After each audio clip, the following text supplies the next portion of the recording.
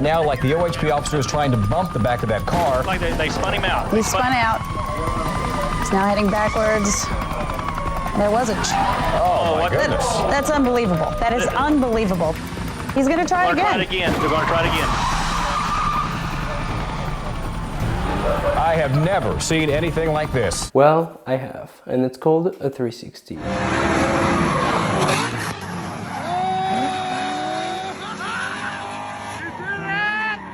Hi, welcome back to my channel. Today I'm gonna show you how to do a 360 with your car.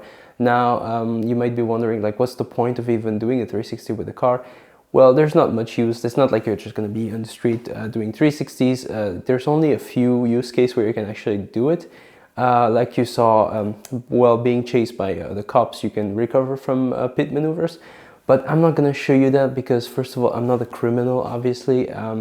And there's a way better use, that is in drifting, to do a 360 drift entry, and that's what we're gonna focus on today, because, you know, it's pretty cool. And also, by the way, if you don't know how to drift, this video is not gonna be very useful to you, but yeah, maybe tag along, you'll learn a few things.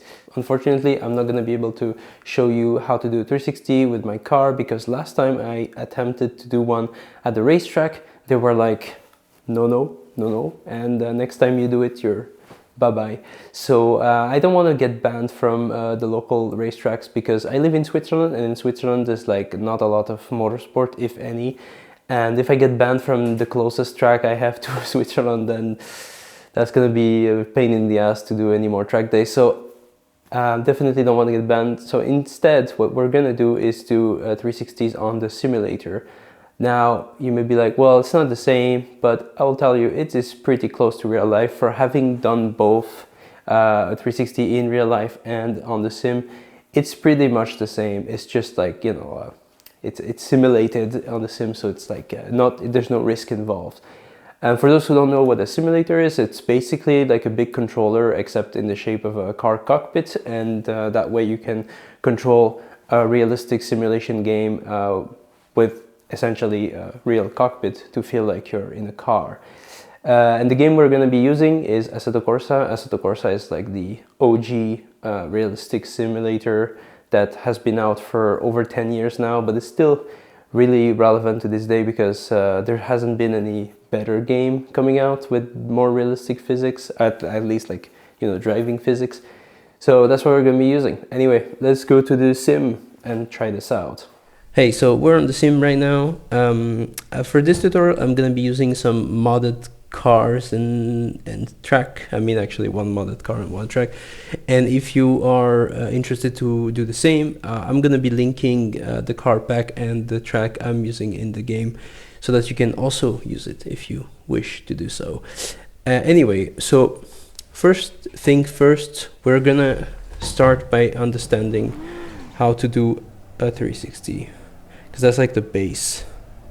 So let's go into the straight line here. I like this track because it's really like there's just a straight line, and at the end of the straight line there's a big corner, so you really have, like, you can just go in the pit, start, and then just gun it all the way down the straight, do a 360 and try again if you fail. So it's really like a good track to just try again and again and again how to do 360. And this car is also really good for 360s in general. It just has the perfect wheelbase and weight and everything. So that's why I'm showing you the tutorial with this car. Now, obviously, if you want to use a vanilla car from the game, or if you're using your car in real life, well, that can work too, but it's just that it's gonna be like, you know, you're gonna have to work out like how you need to do it in order to like do the 360 well.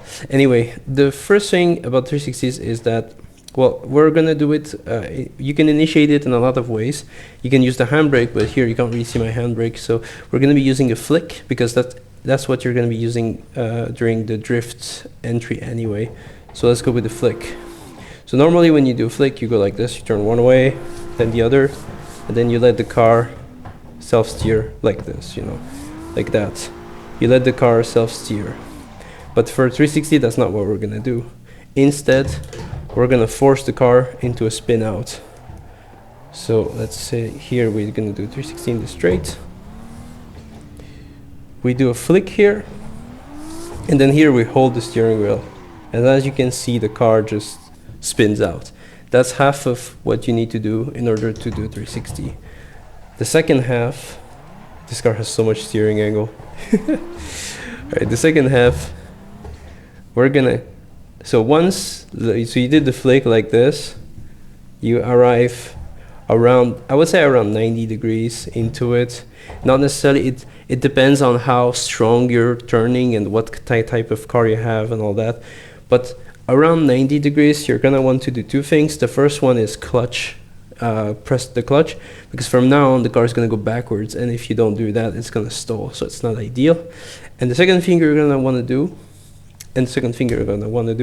is throw the steering wheel in the other direction. Right now, we're turning like this because we're spinning into the 360, but now, so you need to turn it in the other direction. That way the car can complete the full 360. As you can see here in this demonstration, that's kind of shit, but it, it kind of shows what it's like. So let's do one in real time so that you can see. Here we go. Alright, so we do the flick here. Let's go. Hold it. Throw it. And there you go. You have a 360. Also, it's important to know, but like, I mean, not important, but you'll feel it when you do it. The car is gonna want to self-steer anyway. Like when they say throw the steering wheel in the other direction, it's really like a small throw because the car is gonna do most of the work, just because it's changing direction. So the self-steer is gonna happen also in the 360. Anyway, well, now let's talk about the drift entry, because I said 360 drift entry. So what is even a drift entry? Well, let's do a classic flick handbrake drift entry here. So you come here, you do a flick, you hold the handbrake, put second gear because I was in third, and there you go, you have yourself a cool ass drift entry with a handbrake.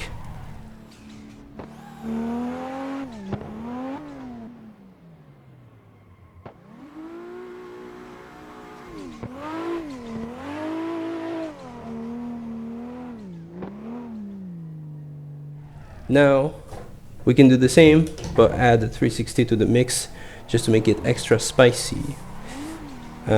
Here, so we do essentially the same, but instead of the handbrake pull, we're gonna do 360. So you come here, you do the 360, clutch in, there you go. That's the 360.